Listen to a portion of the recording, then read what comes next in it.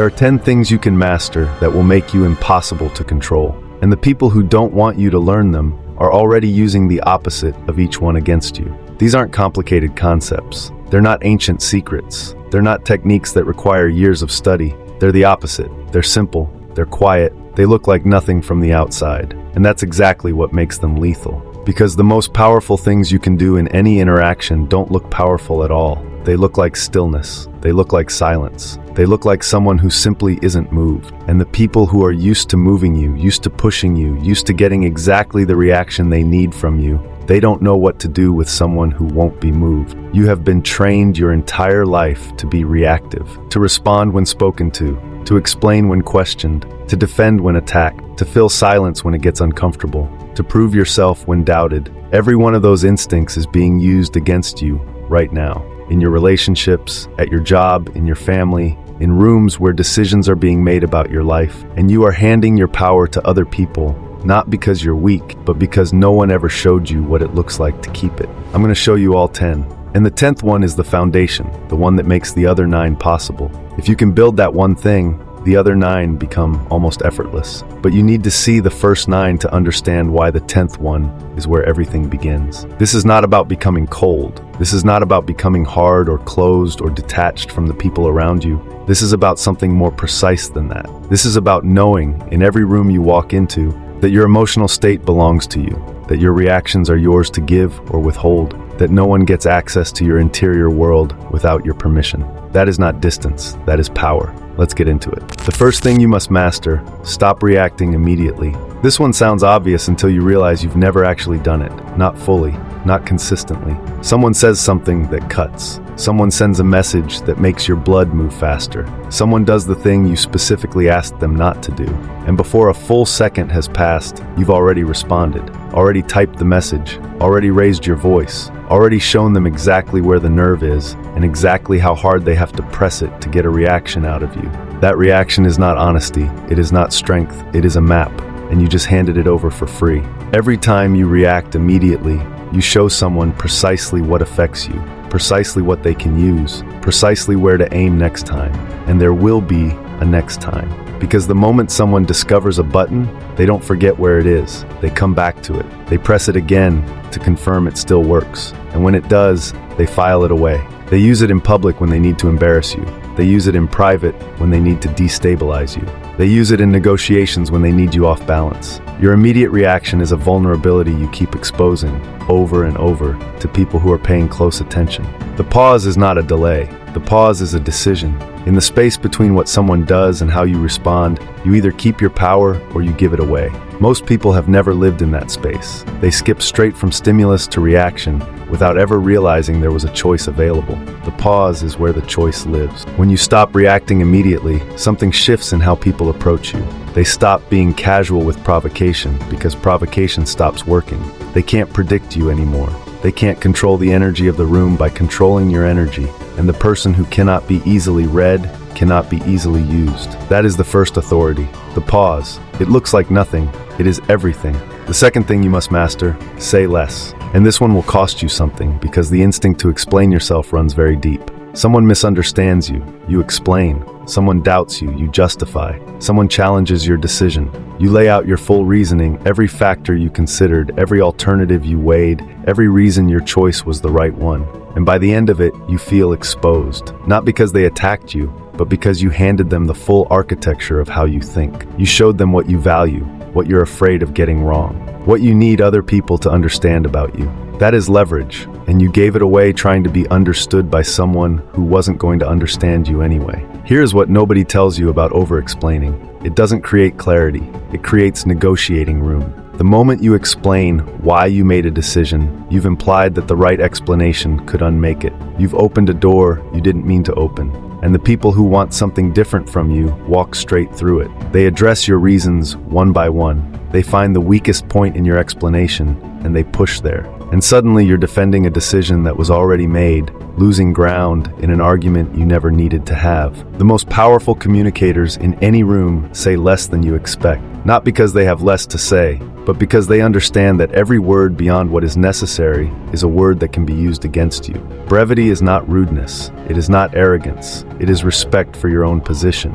It says, I know what I think. I don't need to convince you of it. The less you explain, the more weight every word you do say carries. Say less. The third thing you must master, be the calmest person in the room. And not just calmest in posture, calmest in a way that is real, calmest in a way that doesn't crack. Manipulators, the ones who are good at it, the ones who have been doing it a long time, they are not operating randomly. They are working a system, and that system depends entirely on emotional spikes. Anger, anxiety, guilt, excitement, fear, desperation. They need you in one of those states, because those states make you predictable, pliable, easy to redirect. They say the thing that's designed to make you feel guilty, and a guilty person will do almost anything to relieve that guilt. They create urgency that doesn't actually exist because an urgent person doesn't think, they just move. They escalate the emotional temperature of the room because in a hot room, people act on feeling instead of thought. And a person acting on feeling is a person who can be steered. Your calm is not just your protection. Your calm is their disruption. When you refuse to spike, when you sit in steadiness while someone is working very hard to get a reaction from you, their entire script stops working. The playwright has written a play where you're supposed to say a certain line, and you're not saying it. They don't know what to do with that. They escalate further, which reveals them, or they retreat, which also reveals them. Either way, you learn something, and they lose something the moment you refuse to be the temperature they need you to be. Calm is not passive. Calm is the most aggressive form of power there is, because it says, nothing you do here changes who I am. The fourth thing you must master, hold your boundaries without explaining them. And this is where most people fall apart. Not at setting the boundary, at defending it afterward. You say no, and then they ask why. And because you were raised to be reasonable, to be understood, to not seem difficult, you explain. You give them the logic behind the limit. You present your case, and the moment you do, you've invited a debate. Because if the boundary has a reason, and they can address the reason, then the boundary no longer applies. That's the trap. You think you're being transparent. You're actually being negotiated out of a position you already took. Boundaries are not proposals. They are not the opening position in a discussion. They are statements. They require no supporting argument. The word no is a complete sentence. It always has been. And here is the other part that people miss. A boundary you explain once and abandon is not a boundary. It is a suggestion. The people in your life who push limits, they are not testing the boundary. They're testing your consistency. They're asking the real question underneath the one they're saying out loud, which is, do you actually mean this? And every time you re-explain, every time you justify, every time you soften it to make them more comfortable, you answer that question with the same word, no. No, you don't actually mean it. You can be worn down, you can be reasoned with, you can be moved. State it once. Hold it consistently. Let their discomfort with your boundary be their problem to solve, not yours to fix. The fifth thing you must master, use silence as a tool, because most people are terrified of it, and that terror will tell you more than anything they choose to say. When you stop filling space, when you stop rushing to smooth over the quiet, something happens in the other person. They talk, they explain things that weren't asked for. They reveal the thing underneath the thing they were saying. They fill the silence with exactly what you needed to hear, and they do it because silence, unbroken silence, feels to most people like disapproval, like waiting, like a question that demands an answer, even though no question was asked. You have been uncomfortable with silence your whole life, and that discomfort has been used against you. In negotiations, people let silence stretch until you make a concession you didn't plan to make. In arguments, people go quiet until your guilt fills the space with apologies. In conversations, silence pulls out the confessions, the admissions, the things someone meant to keep close to the chest. Learn to sit in it. Learn to let it breathe. The person who can remain comfortable while the other person scrambles to break the quiet holds the entire conversation in their hands. You don't need to ask better questions. You need to wait longer after the ones you already asked. Silence is not absence. Silence is pressure. Use it. The sixth thing you must master, watch what people do, not what they say. And this sounds simple until you realize how consistently you have done the opposite. Someone tells you they respect you. Watch how they behave when you're not in the room. Someone tells you they're on your side. Watch what they do when taking your side costs them something. Someone tells you they've changed. Watch what they do the next time the situation that used to bring out the old behavior appears again. Watch then. that's when you get the truth. Words are the cheapest thing a person can offer you. They cost nothing to produce. They can be calibrated in real time to say whatever the situation requires. A practiced person can tell you exactly what you need to hear with complete sincerity and mean none of it, because the words are not connected to the behavior, and the behavior is the only thing that is real. Patterns are what you're looking for, not the single kind act, not the one moment of loyalty, not the apology, the pattern. What does this person do consistently, across time, across different situations, across moments when they think no one who matters is watching? That is who they are. The rest is performance. When you shift your attention from what people tell you to what they show you, you stop being surprised. You stop being blindsided. You stop giving trust that hasn't been earned because you're no longer taking words as currency. You're waiting for the only payment that actually holds value. Behavior, over time, under pressure. That's the whole answer. The seventh thing you must master: don't argue with distortion. And this is the one that will free you from some of the most exhausting conversations of your life. Someone rewrites what happened. They flip the facts. They remember things in a way that is convenient for them. They describe your behavior in terms that don't match your behavior. They present a version of events that is just different enough from reality to make you question yourself. And your instinct, the instinct of every honest person who values truth, is to correct it, to set the record straight, to prove that the reality you experienced is the one that actually occurred.